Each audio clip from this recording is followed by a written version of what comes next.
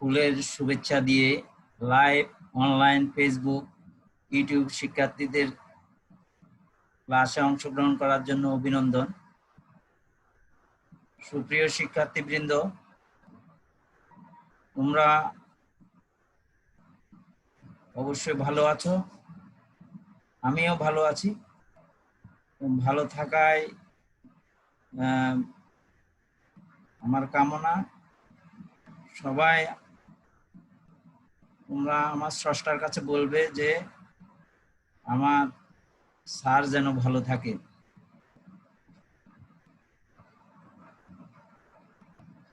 আমার ক্লাসটি যারা ইউটিউব, ফেসবুক অথবা লাইভ অনুষ্ঠানে দেখবে, দূর দূরান্তের শিক্ষার্থীবৃন্দ, তোমাদেরকে বলছি তোমরা একটু ফলো করবে এবং অনুসরণ করলে আমি পরবর্তীতে কমেন্টস, লাইক, শেয়ারের মাধ্যমে যদি জানাও, তবে আমি তোমাদেরকে ভালো একটা ভিডিও অথবা উপস্থাপনা দেওয়ার চেষ্টা করব।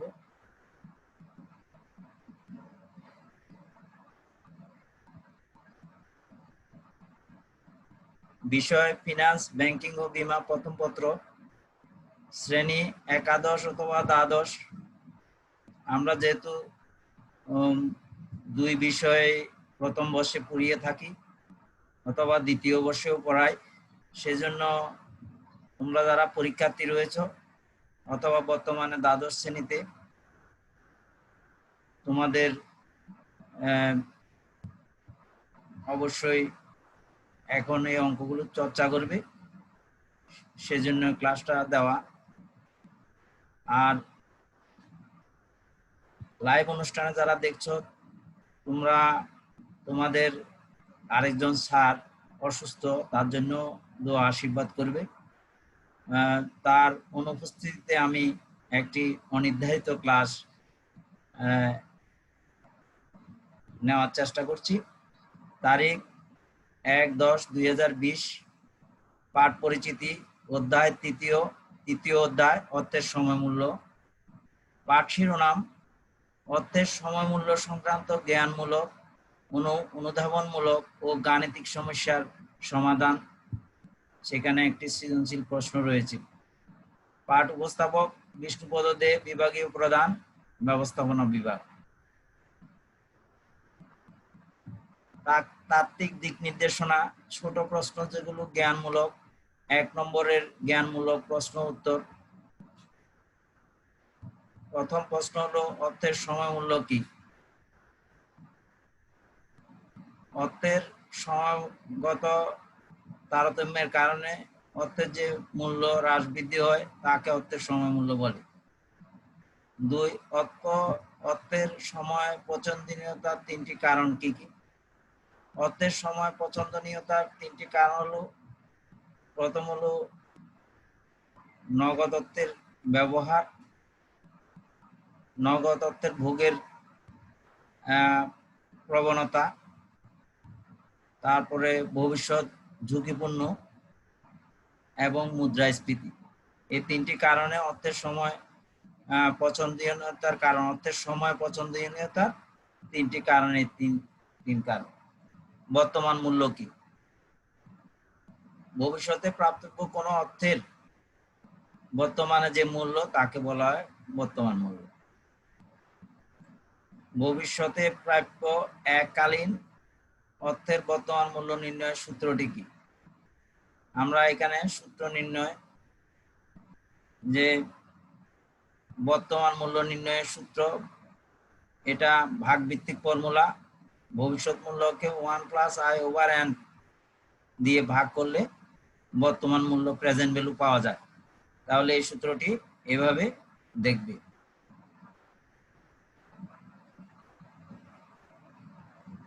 সাধারণ ভিত্তির বর্তমান মূল্যের সূত্রটি কি? সাধারণ মূল্যের বর্তমান ভিত্তির সূত্রটি হলো প্রেজেন্ট ভ্যালু, এখানে একটা এ লিখলে, সাধারণ ভিত্তি যেহেতু এ, এনইউটি, এ/i into 1 minus 1 plus I over n।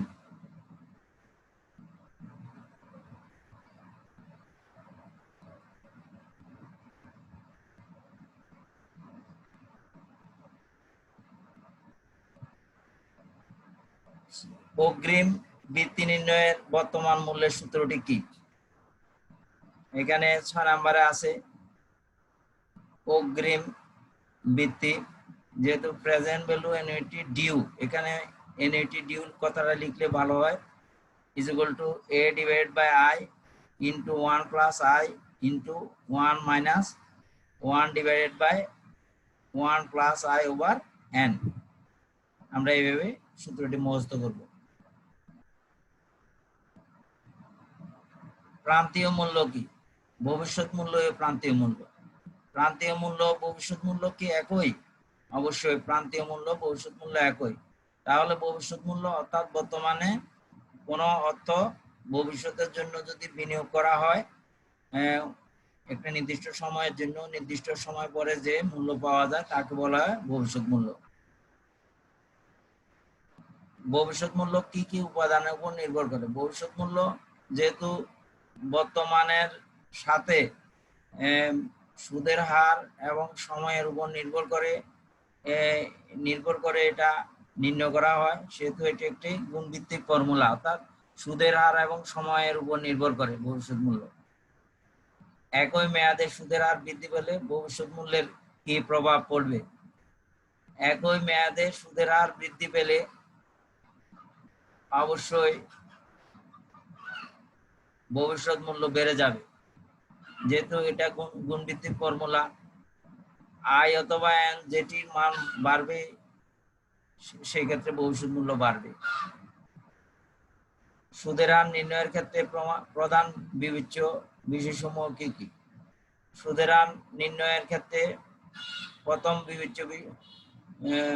বিবেচ্য বিষয় হলো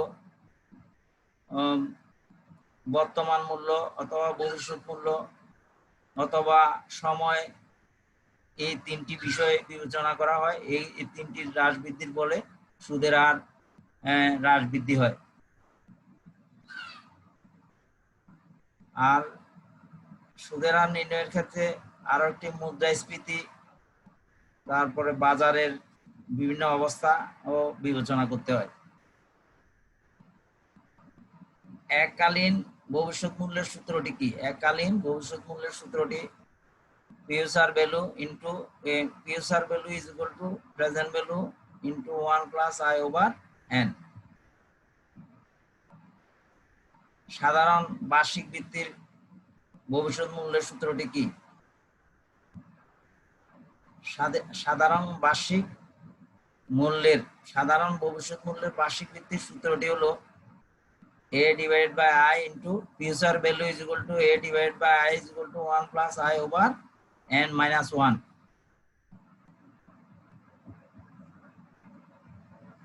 অগ্রিম বৃত্তির ক্ষেত্রে সূত্রটি কেমন হবে?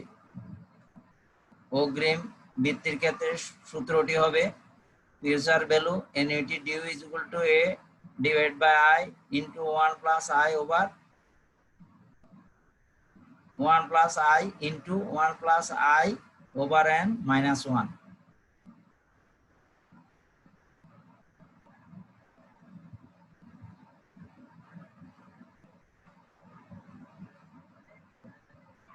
সরল সুদ কি?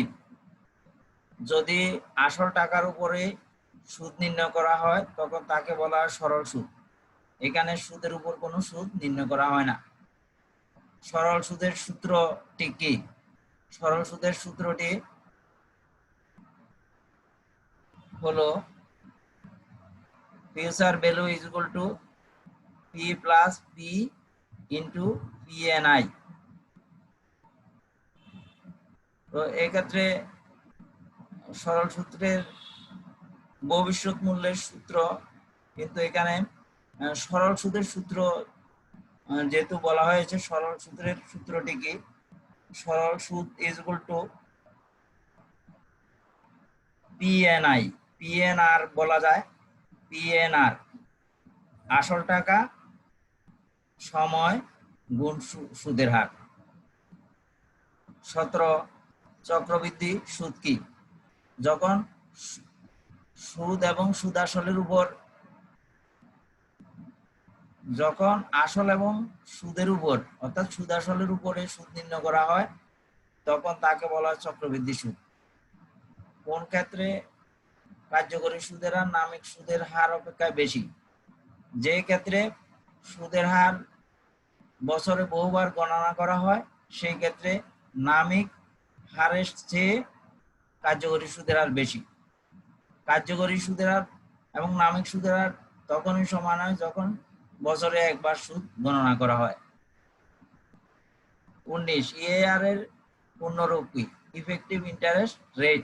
ইতে ইফেক্টিভ, আইতে ইন্টারেস্ট, আর তে রেট। ইআইআর এর সূত্রটি লিখো। এখানে EIR is equal to 1 plus i divided by m over m minus 1। এখানে মনে রাখতে হবে যে এই ইফেক্টিভ ইন্টারেস্ট রেটে এন যদিও থাকে, এন এর কোনো মূল্য নেই, এখানে এন ব্যবহৃত হয় না।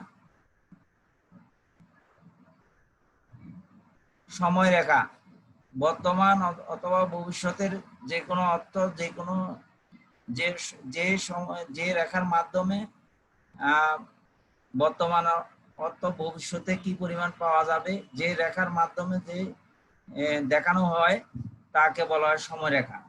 মুদ্রাস্ফীতি কি? যখন অর্থের ক্রয় ক্ষমতা কমে যায়, দ্রব্যমূল্যের দাম বেড়ে যায়, অথবা পূর্ব অপেক্ষায় 1 টাকার পূর্ব অপেক্ষায় যে পণ্য পাওয়া যেত তার থেকে কম পাওয়া যায়, তখন তাকে বলা হয় মুদ্রাস্ফীতি। অর্থাৎ মুদ্রার ক্রয় ক্ষমতা হ্রাস পেলে তখন তাকে বলা হয়, এবং দ্রব্যমূল্য বৃদ্ধি পেলে তাকে বলা হয় মুদ্রাস্ফীতি। দৈনিক চক্রবৃদ্ধিকরণ কি? যখন বছরে প্রতিদিন সুদ গণনা করা হয়, বছরের প্রত্যেক দিন যখন সুদ গণনা করা হয় তখন তাকে বলে দৈনিক চক্রবৃদ্ধিকরণ সুদ, চক্রবৃদ্ধিকরণ। অর্ধবার্ষিকী চক্রবৃদ্ধি কি? যখন বছরে 2 বার সুদ গণনা করা হয় তখন তাকে বলা হয় অর্ধবার্ষিকী চক্রবৃদ্ধি। অথবা প্রতি 6 মাসে যদি সুদ গণনা করা হয় তখন তাকে বলা হয় অর্ধবার্ষিক চক্রবৃদ্ধি। বৃত্তি কি? বর্তমান অথবা ভবিষ্যৎ মূল্যের ক্ষেত্রে যে কোনো অর্থ, যে সমপরিমাণ অর্থ নির্দিষ্ট সময় অন্তর অন্তর পাওয়া অথবা দেওয়ার কে বলা হয় বৃত্তি। বৃত্তি কয় প্রকার? বৃত্তি 5 প্রকার। বাট্টাকরণ কি? ভবিষ্যতে যে কোনো পরিমাণ অর্থ, ভবিষ্যতে যে কোনো পরিমাণ অর্থ বর্তমানে একটা নির্দিষ্ট সময়ের উপর নির্ভর করে বর্তমানে কি পরিমাণ প্রত্যাশিত সুদের হারে কি পরিমাণ দাঁড়ায় তাকে বর্তমান হারে নির্ণয়ের যে নির্ণয়করণকে বলা হয় বাট্টাকরণ। অর্থাৎ ভবিষ্যতের অর্থকে সময় এবং সুদের হারের ভিত্তিতে বর্তমানে রূপান্তর যে পদ্ধতিতে করা হয় তাকে বলা হয় বাট্টাকরণ। চিরস্থায়ী ভিত্তি কি? একটা নির্দিষ্ট পরিমাণ অর্থ অসীম সময় পর্যন্ত যে পরিমাণ অর্থ দিয়ে থাকে, অসীম সময় অর্থাৎ একটা যেটার আর কোনো শেষ হবে না, এবং নির্দিষ্ট পরিমাণ অর্থ যেভাবে দিয়ে থাকে একটি নির্দিষ্ট সময় অন্তর অন্তর তাকে বলা হয় চিরস্থায়ী ভিত্তি। বিলম্বিত ভিত্তি কি? বিলম্বিত ভিত্তি হলো যে ভিত্তি অগ্রিম অর্থাৎ বছর প্রথম থেকে যদি সুদ গণনা করা হয় তখন আমরা তাকে বিলম্বিত বলি, ডিউ বলি বা প্রদেয়, এবং এটা নির্দিষ্ট সময় অন্তর অন্তর যদি পাওয়া যায় তখন তাকে বিলম্বিত ভিত্তি বলে। ক্রমবর্ধমান বার্ষিক কি? যদি কিস্তির পরিমাণ প্রতি বছর একটা নির্দিষ্ট হারে বৃদ্ধি পায় তখন তাকে বলা ক্রমবর্ধমান বার্ষিক, অর্থাৎ কিস্তি এটা পাওয়ার ক্ষেত্রে অথবা দেওয়ার ক্ষেত্রে হতে পারে। 69 বিধি কি? যে কোনো পরিমাণ অর্থ নির্দিষ্ট হারে অথবা কি হারে অথবা কি সময়ে সেটা দ্বিগুণ হবে তার সংক্ষিপ্ত পদ্ধতিকে 69 বিধি বলে। 69 বিধি নির্ণয়ের ক্ষেত্রেও দুটি ফর্মুলা ব্যবহৃত হয়, আয় নির্ণয়ের ক্ষেত্রে একটা আর এন নির্ণয়ের ক্ষেত্রে একটা। আই ইজ ইকুয়াল টু এখানে 69 ডিভাইডেড বাই এন প্লাস 0.35, অর্থাৎ একটা ফ্যাক্টর এখানে যোগ করতে হয় 69 বিধিতে। আবার এন নির্ণয়ের ক্ষেত্রে n is equal to 69 divided by i plus 0.35। 72 বিধি কি? এটিও যে কোনো পরিমাণ অর্থ যে হারে অথবা যে সময়ে দ্বিগুণ হয় এর সংক্ষিপ্ত পদ্ধতিকে বলা হয় 72 বিধি। PVIF এর পূর্ণরূপ কি? পি তে প্রেজেন্ট, ভি তে ভ্যালু, আই তে ইন্টারেস্ট, এফ তে ফ্যাক্টর, এ তে annuity. Present, value, interest, factor, annuity এটি হলো PVIF এর পূর্ণরূপ। FVIF এর পূর্ণরূপ কি? Future, value, interest, factor, annuity. F তে ফিউচার, ভি তে ভ্যালু, আই তে ইন্টারেস্ট, এফ তে ফ্যাক্টর, এ তে অ্যানুইটি। তাহলে FVIF এর পূর্ণরূপ future, value, interest, factor, annuity. ঋণ পরিশোধ তালিকা কি? বর্তমান অথবা অতীতের কোন অর্থ যে একটি নির্দিষ্ট সময়ে যে কিস্তি আকারে প্রদান করার জন্য সুদে আসলে যে তালিকা তৈরি করা হয় তাকে বলে ঋণ পরিশোধ তালিকা। নিমজ্জিত তহবিল বা পরিপূরক তহবিল কি? ভবিষ্যতে কোনো খরচের জন্য যদি কোনো অর্থ যে তহবিলের মধ্যে নির্দিষ্ট পরিমাণ অর্থ তহবিলের মধ্যে রাখা হয় তাকে বলা হয় পরিপূরক তহবিল বা নিমজ্জিত তহবিল। এটা বিশেষ ক্ষেত্রে কোনো সম্পদ ক্রয়ের জন্য অবচয়ের তহবিল বা অবচয় নির্ধারণের মাধ্যমে যে করা হয় সেটা এই ধরনের তহবিল বা পরিপূরক তহবিল হিসেবে বিবেচিত। সম্ভাব্য বা সত্যযুক্ত ভিত্তি কি? যে ক্ষেত্রে একটি সত্য থাকে ভিত্তি একটি সময় পর কিছু পরিমাণ অর্থ এক নির্দিষ্ট পরিমাণ অর্থ পাওয়ার বা দেওয়ার জন্য যে সত্যযুক্ত থাকে, সত্য সম্বলিত ভিত্তিকে বলা হয় সত্যযুক্ত ভিত্তি বা সম্ভাব্য ভিত্তি। আমরা ফর্মুলাগুলো দেখেছি এবং এখানে এব্রিভিয়েশন দুটির বর্ণনা রয়েছে। এবার আমরা দেখব অনুধাবনমূলক প্রশ্নের উপস্থাপনা। 1 নম্বর আছে অর্থের সময় অগ্রাধিকার বা পছন্দের কারণ হচ্ছে অনিশ্চয়তা, ব্যাখ্যা করো। আমরা অর্থের পছন্দের কারণের মধ্যে 3টি কারণ উল্লেখ করেছি পূর্বে। এখন এখানে একটি কারণের কথা বলা হয়েছে অনিশ্চয়তা। অবশ্যই অর্থের সময় অগ্রাধিকার বা পছন্দের কারণ অনিশ্চয়তা, এটা সাথে আমরা একমত। কারণ অন্যান্য কারণ অপেক্ষা অনিশ্চয়তাই বেশি মানুষকে ভোগায়। কারণ মানুষ অনেক মৃত্যুর কথা বলতে পারে না, সেজন্য মানুষ ভোগ করে যেতে চায়। তাই ভোগ করার পরিপ্রেক্ষিতে সে যে কোনো অর্থাৎ জীবনের অনিশ্চয়তার পরিপ্রেক্ষিতে সেই অর্থকে বর্তমানে ভোগ করার দিকে পছন্দ বোধ করে। তাহলে অর্থের সময় বা পছন্দের কারণ হলো অনিশ্চয়তা, এটি বোঝা গেল। এরপরে মুদ্রাস্ফীতি কিভাবে অর্থের ক্রয় ক্ষমতা প্রভাবিত করে? মুদ্রাস্ফীতি ফলে অর্থের ক্রয় ক্ষমতা হ্রাস পায়, দ্রব্যমূল্য বৃদ্ধি পায়। অর্থের ক্রয় ক্ষমতা হ্রাস মানে বর্তমানে 1 টাকায় যা পাওয়া যায় কিন্তু মুদ্রাস্ফীতির ফলে ও 1 টাকায় সেই পরিমাণ পণ্য পাওয়া যায় না অথবা পণ্যের দ্রব্যমূল্য বৃদ্ধি পায়, তাহলে অবশ্যই মুদ্রাস্ফীতি অর্থের প্রবণতাকে প্রভাবিত করে। কার্যকরী সুদের হার কিভাবে নির্ণয় করা হয়? কার্যকরী সুদের হারের একটি সূত্র রয়েছে, আমরা পূর্বে এই সূত্রটি এখানে বলেছি যে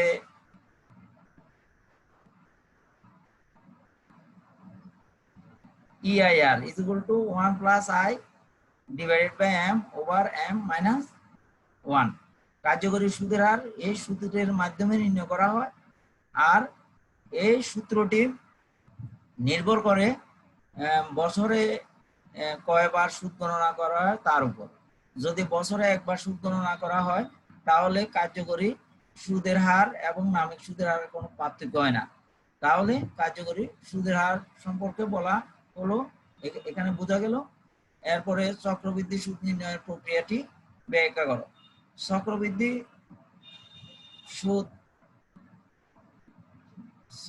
সুদ নির্ণয় হয় future value is equal two present value into 1 plus I over n, এই সূত্রটির মাধ্যমে নির্ণয় করা হয়। যেহেতু চক্রবৃদ্ধি সুদ হলো ভবিষ্যৎমুখী, অর্থাৎ বর্তমানে যে টাকা নির্দিষ্ট সময় পর সেটা প্রত্যাশিত সুদের হার এবং সময়ের সাথে গুণ করে এটা বের করা হয়। সুতরাং এই প্রক্রিয়াটি হচ্ছে সুদের হার বৃদ্ধি পেলে বা সময় বৃদ্ধি পেলে চক্রবৃদ্ধি সুদের পরিমাণও বৃদ্ধি পেয়ে থাকে। সেটিও সূত্রের মাধ্যমে, আমরা উপরে সূত্রের মাধ্যমে এটা জেনেছি। চক্রবৃদ্ধিকরণের সাথে বাট্টাকরণের সম্পর্ক কিরূপ? চক্রবৃদ্ধিকরণের সাথে বাট্টাকরণের সম্পর্ক সম্পূর্ণ বিপরীত। চক্রবৃদ্ধিকরণের মাধ্যমে ভবিষ্যৎ মূল্য নির্ণয় করা হয়, আর বাট্টাকরণের মাধ্যমে ভবিষ্যতের প্রাপ্তিব্য অর্থকে বর্তমান মূল্যে রূপান্তরিত করা হয়। চক্রবৃদ্ধিকরণ ভবিষ্যৎ মূল্যের নির্ণয়ের ক্ষেত্রে ব্যবহৃত, আর বাট্টাকরণ বর্তমান নির্ণয়ের ক্ষেত্রে ব্যবহৃত হয়। চক্রবৃদ্ধিকরণে সুদের হার বৃদ্ধি পেলে অথবা সময় বৃদ্ধি পেলে ভবিষ্যৎ মূল্য বৃদ্ধি পেতে থাকে। আবার বাট্টাকরণের ক্ষেত্রে সুদের হার অথবা সময় যদি হ্রাস পায় তাহলে বর্তমান মূল্য বৃদ্ধি পেতে থাকে, বৃদ্ধি পায়। তাহলে এটা আমরা বুঝতে পেরেছি। সুদের হার হ্রাস একক নগদ প্রবাহের বর্তমান মূল্যের উপর কি প্রভাব ফেলে তা ব্যাখ্যা করো। সুদের হারের হ্রাস, অবশ্যই সুদের হারের হ্রাস বর্তমান নগদ প্রবাহের উপর প্রভাব ফেলে, কারণ সুদের হার অথবা সময় যেটি হ্রাস পাক না কেন সেক্ষেত্রে যেহেতু ভবিষ্যৎ মূল্যকে এই সুদের হার এবং সময় দিয়ে ভাগ করে করা হয়, সেক্ষেত্রে যদি এটা হ্রাস পায় তাহলে বর্তমান মূল্যের পরিমাণ বেড়ে যায়, তাহলে অবশ্যই এটার উপর প্রভাব পড়ে। কখনো কখনো সুদের হার বৃদ্ধি করা হলে বর্তমান মূল্য ভবিষ্যৎ মূল্য সমান হবে, ব্যাখ্যা করো। কখনো সুদের হার বৃদ্ধি করা হলে বর্তমান মূল্য এবং ভবিষ্যৎ মূল্য সমান হবে না, কারণ সুদের হার বৃদ্ধি করা হলে বর্তমান ভবিষ্যৎ মূল্য বৃদ্ধি পায়, আর সুদের হার বৃদ্ধি করা হলে বর্তমান মূল্য হ্রাস পায়। তাহলে আমরা দুইমুখী সম্পর্ক, সেই ক্ষেত্রে কোনোদিন সমান হওয়ার নয়। কোন পদ্ধতির মাধ্যমে অর্থের ভবিষ্যৎ মূল্য নির্ণয় করা হয় ব্যাখ্যা করো।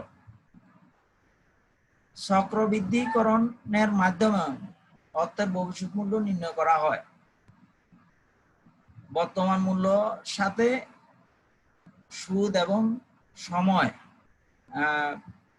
যদি আমরা সূত্রের মাধ্যমে গুণ করি, অর্থাৎ 1 প্লাস I ওভার n, সেক্ষেত্রে এই যে ফ্যাক্টর হয় তার সাথে আমরা বর্তমান মূল্য গুণ করলে ভবিষ্যৎ মূল্য পাওয়া যায়। তাহলে এটা অবশ্যই চক্রবৃদ্ধিকরণ পদ্ধতিতে করা হয়। অসমান নগদ প্রবাহযুক্ত প্রকল্পের বর্তমান মূল্য নির্ণয়ের প্রক্রিয়া বর্ণনা করো। অসমান নগদ প্রবাহযুক্ত প্রকল্পের বর্তমান মূল্য নির্ণয় সূত্রের মাধ্যমে প্রকাশ করা হয়। এই ক্ষেত্রে যদি একজন লোক একটা বিনিয়োগ থেকে 1 বছর পর 10,000 টাকা, 2 বছর পর 20,000 টাকা, 3 বছর পর 30,000 টাকা পান, তাহলে প্রথম 10,000 টাকা 1 প্লাস আই ওভার এন অর্থাৎ 1, তারপরে 1 প্লাস আই ওভার 2, তারপরের ফিগার 1 প্লাস আই ওভার 3 অর্থাৎ 1 প্লাস আই ওভার 1 10,000 কে এই ফ্যাক্টর দিয়ে ভাগ, দ্বিতীয়টা 20,000 কে 1 প্লাস আই ওভার 2 এবং তৃতীয় 30,000 কে 1 প্লাস আই ওভার এন মানে 3 দিয়ে ভাগ করে যোগ করার পরে আমরা বর্তমান মূল্য নির্ণয় করতে পারি। এটা আমরা একটা ফর্মুলা জানি, প্রেজেন্ট ভ্যালু পিভি, একটা এন রয়েছে ছোট অর্থাৎ যত বছরে করা হবে, পিভি 3 বছরের জন্য যদি হয় এখানে 3 is equal to cash flow 1 divided by 1 plus i over 1 plus cash flow 2 1 plus i over 2 plus cash flow 3 1 plus i over 3। এভাবে একটা ফর্মুলা রয়েছে, ও ফর্মুলার মাধ্যমে আমরা ভবিষ্যৎ মূল্য নির্ণয় করব এবং এটা আমরা ব্যাখ্যার মধ্যে লিখে দেব। অসমান নগদ প্রবাহযুক্ত প্রকল্পের বর্তমান মূল্য নির্ণয়ের প্রক্রিয়া বর্ণনা করো। অসমান, এটা আমরা বললাম যে পদ্ধতির মাধ্যমে একটি অর্থের বর্তমান মূল্য নির্ণয় করা যায় তা ব্যাখ্যা করো। বাট্টাকরণ পদ্ধতির মাধ্যমে বর্তমান মূল্য নির্ণয় করা যায়, কারণ ভবিষ্যৎ মূল্যকে 1 প্লাস আই ওভার এন অর্থাৎ এখানে আই হলো একটা সুদের হার, এন হলো সময়, তাহলে এই ফ্যাক্টরটা দিয়ে ফিউচার ভ্যালু অর্থাৎ ভবিষ্যৎ মূল্যকে ভাগ করে বর্তমান মূল্য নির্ণয় করা হয়। তাহলে ভাগ করা অর্থ বাট্টাকরণ করা, তাহলে বাট্টাকরণ পদ্ধতির মাধ্যমে নির্ণয় করা হয়। আশু বৃত্তি বলতে কি বোঝায়? আশু বৃত্তি বলতে আমরা যে এনুইটি ডিউ যেটা বলি, এটা এখানে বাংলাতে বলা আশু বৃত্তি, যে ক্ষেত্রে বছরের প্রথম থেকে সুদ গণনা করা হয়, যে বিনিয়োগে বছরের প্রথম থেকে সুদ গণনা করা হয় তাকে যে ভিত্তিতে সে ভিত্তি দেওয়া এবং নেওয়ার ক্ষেত্রে তাকে বলা আশু বৃত্তি। অর্থাৎ দেওয়া এবং নেওয়ার ক্ষেত্রে সেক্ষেত্রে ভবিষ্যৎ মূল্য এবং বর্তমান মূল্য ক্ষেত্রে এই আশু বৃত্তি ব্যবহৃত হয়। একটি অর্থের বর্তমান মূল্য থেকে ভবিষ্যৎ মূল্য বেশি হওয়ার কারণ কি? একটি অর্থের বর্তমান মূল্য থেকে ভবিষ্যৎ মূল্য অবশ্যই বেশি হবে, কারণ চক্রবৃদ্ধিকরণ এর মাধ্যমে ভবিষ্যৎ মূল্য নির্ণয় করা হয়, আর বর্তমান মূল্যের মাধ্যমে বাট্টাকরণ পদ্ধতিতে বর্তমান মূল্য নির্ণয় করা হয়। দুটি বিপরীত, তাহলে বর্তমান মূল্য কম হলে অবশ্যই ভবিষ্যৎ মূল্য বেশি হবে। সৃজনশীল প্রশ্ন। জনাব আশিক অবসর ভাতা বাবদ 12 লক্ষ টাকা পেলেন। তিনি উক্ত টাকা সোনালী ব্যাংকে জমা রাখলে 5 বছর পর 18 লক্ষ টাকা দেবে বলে প্রস্তাব করে। আবার 8 বছর পর জনতা ব্যাংকে জমা রাখলে তিনি 19,50,000 টাকা পান। অর্থের সমমূল্য বলতে কি বুঝো? প্রথম প্রশ্ন খ, এটা প্রথম প্রশ্নটি জ্ঞানমূলক, দ্বিতীয় প্রশ্নটি অনুধাবনমূলক। বা উত্তর বিধি বলতে কি বোঝায় ব্যাখ্যা করো। গ, উদ্দীপকের আলোকে সোনালী ব্যাংক লিমিটেডের সুদের হার কত? ঘ, জনাব আশিক সুদের হারের ভিত্তিতে কোন ব্যাংকে জমা রাখলে বেশি লাভবান হবেন? কোন ব্যাংকে টাকা জমা রাখলে বা অর্থ জমা রাখলে বেশি লাভবান হবেন? প্রথম প্রশ্নের উত্তর এক কথায় হবে, সময় পার্থক্যের কারণে অর্থের মূল্যের যে তারতম্য হয় তাকে অর্থের সমমূল্য বলে। এটি আমি সংজ্ঞাটা তৈরি করে দিলাম, তোমরা যে কোনো পছন্দ মতো একটা সমমূল্যের সংজ্ঞা শিখে নিবে, বই থেকেও নিতে পারো, অথবা আমার এটা যদি ভালো লাগে এটা পড়তে পারো। খ, 72 বিধি বলতে কি বোঝায় ব্যাখ্যা করো। এখানে দুটি কথা বলতে হবে। 2 নাম্বার, যেহেতু যে কোনো পরিমাণ অর্থ দ্বিগুণ হতে যে হার বা সময় বের করার সংক্ষিপ্ত পদ্ধতিকে 72 বিধি বলে। 72 বিধি নির্ণয়ের দুটি সূত্র রয়েছে, একটি ব্যবহৃত হয় সময় নির্ণয়ের জন্য এবং অপরটি হার নির্ণয়ের জন্য। সূত্র দুটি নিম্নে তুলে ধরা হলো। I is equal to 72 divided by n is equal to 72 divided by i R i is equal to 72 divided by n। এই সূত্র দুটি ব্যবহার করে যে কোনো পরিমাণ টাকা কোন হারে বা সময়ে দ্বিগুণ হবে তার সংক্ষেপে বের করা যায়। ঘ, সেখানে ঘতে বলা হয়েছে প্রশ্ন, উদ্দীপকের আলোকে সোনালী ব্যাংক লিমিটেডের সুদের হার কত? তাহলে আমরা জানি future value is equal two present value 1 plus i over N. অর্থাৎ এখানে কেন এই সূত্রটি ব্যবহার করা হলো? জনাব আসিফ অবসর ভাতা বাবদ 12 লক্ষ টাকা পান, যেহেতু এখন পান বা গতে পান, তাহলে এটা বর্তমান মূল্য। তিনি উক্ত টাকা সোনালী ব্যাংকে জমা রাখলে 5 বছর পর্বে 18 লাখ টাকা দেবে। তাহলে 18 লাখ টাকা অবশ্যই ভবিষ্যৎ মূল্য। তাহলে ভবিষ্যৎ মূল্য অর্থাৎ future value is equal two present value into 1 plus i over N. এখানে এন আছে 5 বছর, কিন্তু আই নাই, আমরা আইটা বের করতে হবে, এখানে প্রশ্নে বলা হয়েছে। তাহলে আমরা সূত্রটি দেখি, future value is equal two present value into 1 plus i over N. এখানে ফিউচার ভ্যালু 18 লক্ষ টাকা, প্রেজেন্ট ভ্যালু 12 লক্ষ টাকা, আর এন হলো 5 বছর। তাহলে আই সূত্রের মাধ্যমে নির্ণীত হবে। তাহলে ফিউচার ভ্যালু 18 লক্ষ, প্রেজেন্ট ভ্যালু 12 লক্ষ into 1 plus i over N.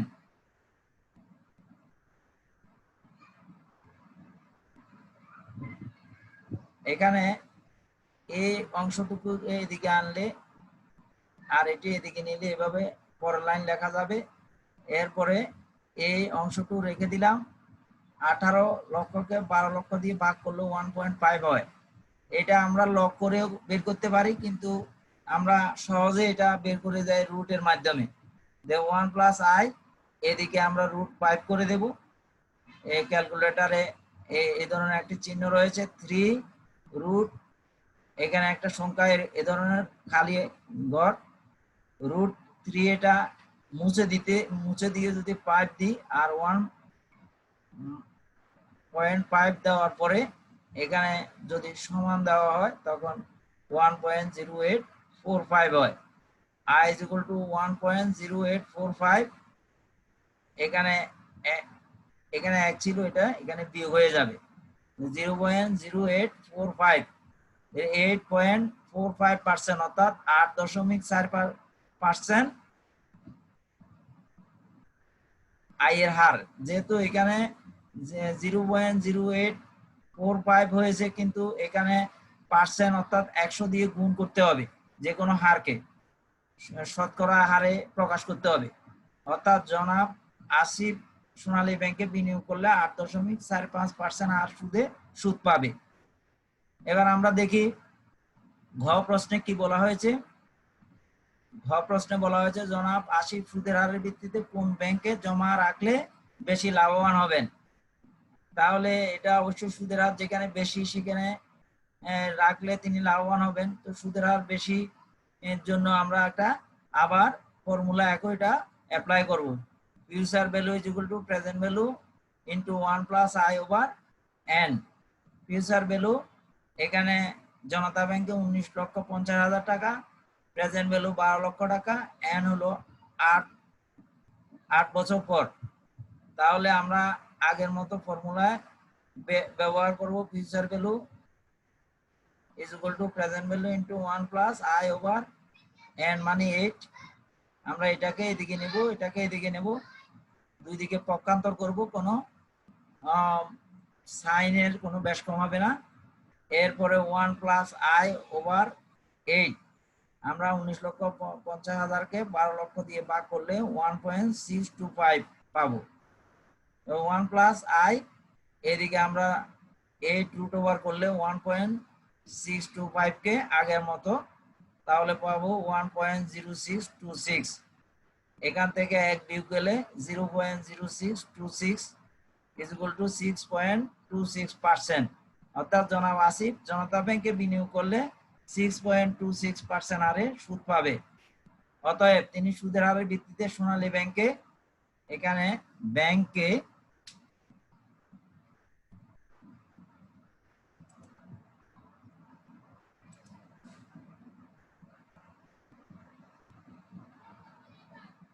ব্যাংকে বিনিয়োগ করলে বেশি লাভবান হবেন, কারণ সোনালী ব্যাংকের সুদের হার 8.45%, যা জনতা ব্যাংক অপেক্ষা বেশি।